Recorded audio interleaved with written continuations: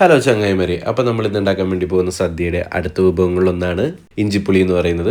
ഈ ഒരു റെസിപ്പി ഉപയോഗിച്ച് വളരെ ഈസി ആയിട്ട് നല്ല ടേസ്റ്റി ആയിട്ട് നമുക്ക് ഇഞ്ചിപ്പുളി ഉണ്ടാക്കിയെടുക്കാം. അപ്പോൾ നമ്മുടെ ചാനൽ ആദ്യമായിട്ട് കാണുന്നവരാണെങ്കിൽ സബ്സ്ക്രൈബ് ചെയ്യാൻ വേണ്ടി മറക്കരുത്. Welcome to my channel. അപ്പോൾ അതിന് വേണ്ടിയിട്ട് നമുക്കിവിടെ കുറച്ച് ഇഞ്ചി എടുക്കാം. നമ്മളിവിടെ കുറച്ച് ഇഞ്ചി എടുത്തിട്ടുണ്ട്.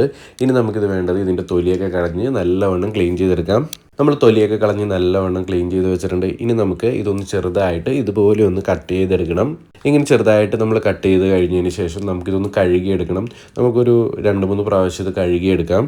അതിനുശേഷം ഒരു അരിപ്പയിൽ നമുക്ക് അതിൻ്റെ വെള്ളം പോകാൻ വേണ്ടിയിട്ട് കുറച്ച് നേരം വെച്ചിരിക്കാം. അടുത്തായിട്ട് നമുക്ക് വേണ്ടത് വാളംപുളിയാണ്. അത് നമ്മൾ കുറച്ചുകൂടെ എടുത്തിട്ടുണ്ട്. ഈ പുളി നമുക്ക് ഒരു പാത്രത്തിലേക്ക് വെച്ചിട്ട് ആ പാത്രത്തിൽ കുറച്ച് വെള്ളം ഒഴിച്ചു കൊടുക്കാം. ചൂടുവെള്ളമാണ് ഒഴിച്ചു കൊടുക്കേണ്ടത്. വെള്ളവും കൂടി ഒഴിച്ചു കൊടുത്തിട്ട് നമുക്കിത് നല്ലോണം ഒന്ന് പിഴിഞ്ഞെടുക്കണം.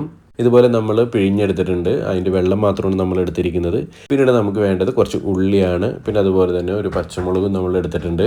അവസാനമായിട്ട് നമുക്ക് ആവശ്യമുള്ളത് കുറച്ച് ശർക്കരയാണ്. അതും നമ്മൾ ഒരു ബൗളിൽ എടുത്തിട്ടുണ്ട്. ഇനി നമുക്ക് ആദ്യം തന്നെ ഇഞ്ചി ഒന്ന് വറുത്തെടുക്കണം. അതിന് വേണ്ടിയിട്ട് നമുക്കൊരു പാത്രം അടുപ്പത്ത് വയ്ക്കാം. ആ പാത്രം നന്നായിട്ട് ചൂടായി കഴിയുമ്പോഴത്തേക്ക് നമുക്കതിലേക്ക് വെളിച്ചെണ്ണ ഒഴിച്ചു കൊടുക്കാം. വെളിച്ചെണ്ണ നന്നായിട്ട് ചൂടായി കഴിയുമ്പോഴത്തേക്ക് നമുക്കതിലേക്ക് നമ്മൾ കഴുകി വെച്ചിരിക്കുന്ന ഇഞ്ചി അത് നമുക്കതിലേക്ക് ഇട്ട് കൊടുക്കാം. അതിനുശേഷം നമുക്കിതൊന്ന് നല്ലവണ്ണം ഒന്ന് ഇളക്കി മിക്സ് ചെയ്യാം. പിന്നീട് നമുക്ക് ഇത് നല്ലവണ്ണം ഒന്ന് വറുത്തെടുക്കുകയും ചെയ്യണം. നമ്മൾ വറുത്തെടുക്കുമ്പോഴത്തേക്ക് നല്ലൊരു ഡാർക്ക് ബ്രൗൺ ആകുന്നത് വരെ നമുക്കിത് വറക്കണം. ഇതാ ഈ ഒരു കളറാകുമ്പോഴത്തേക്കുമാണ് നമ്മൾ എടുക്കേണ്ടത്. ഇപ്പോൾ നല്ലൊരു ഡാർക്ക് ബ്രൗൺ ആയിട്ടുണ്ട്. ഇനി നമുക്ക് ഇതൊരു പാത്രത്തിലേക്ക് കോരി മാറ്റാം. നമ്മളിവിടെ ഒരു പാത്രത്തിൽ ഒരു ടിഷ്യൂ പേപ്പർ വെച്ചിട്ട് അതിനകത്താണ് ഇത് കോരിയിട്ടത്. പിന്നീട് നമുക്ക് ഇത് കൈ കൊണ്ടൊന്ന് തിരുമ്മിയെടുക്കാം. അങ്ങനെ തിരുമ്മിയെടുക്കുമ്പോഴത്തേക്കും ഇത് നല്ല പൊടിയായിട്ട് നമുക്ക് കിട്ടും. പിന്നീട് നമ്മളിത് വറുത്തെടുത്ത ആ ഒരു എണ്ണ ബാക്കി ഉണ്ടായിരുന്നല്ലോ, അപ്പോൾ ആ ഒരു ചട്ടി തന്നെയാണ് നമ്മൾ ബാക്കി കാര്യങ്ങളും ചെയ്യുന്നത്. അപ്പോൾ ഇനി ആ ഒരു ചട്ടിയുടെ ആ ഒരു എണ്ണയൊക്കെ ഒന്ന് ചൂടായി കഴിയുമ്പോഴത്തേക്കും നമുക്കിതിലേക്ക് കുറച്ച് കടുക് ഇട്ട് കൊടുക്കാം. കടുക് എല്ലാം ശടപടേ എന്ന് പറഞ്ഞ് പൊട്ടി കഴിയുമ്പോഴത്തേക്കും നമുക്കതിലേക്ക് ഒരു 2-3 വറ്റൽമുളക് നെടുവേ കീറിയത് അതുകൂടെ നമുക്ക് ചേർത്ത് കൊടുക്കാം. അതിൻ്റെ കൂടെ തന്നെ കുറച്ച് കറിവേപ്പില അതുകൂടെ നമുക്ക് ചേർത്ത് കൊടുത്തിട്ട് നല്ലവണ്ണം ഇളക്കി മിക്സ് ചെയ്യാം.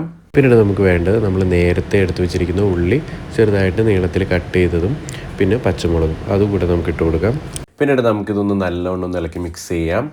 ആ ഒരു ഉള്ളി നല്ലവണ്ണം ഒന്ന് വാടി കിട്ടുമ്പോഴത്തേക്കും നമുക്കതിലേക്ക് കുറച്ച് മഞ്ഞൾപ്പൊടി ഇട്ട് കൊടുക്കാം. പിന്നീട് വേണ്ടത് കുറച്ച് മുളക് പൊടിയാണ്. അതുകൂടെ നമുക്ക് ചേർത്ത് കൊടുക്കാം.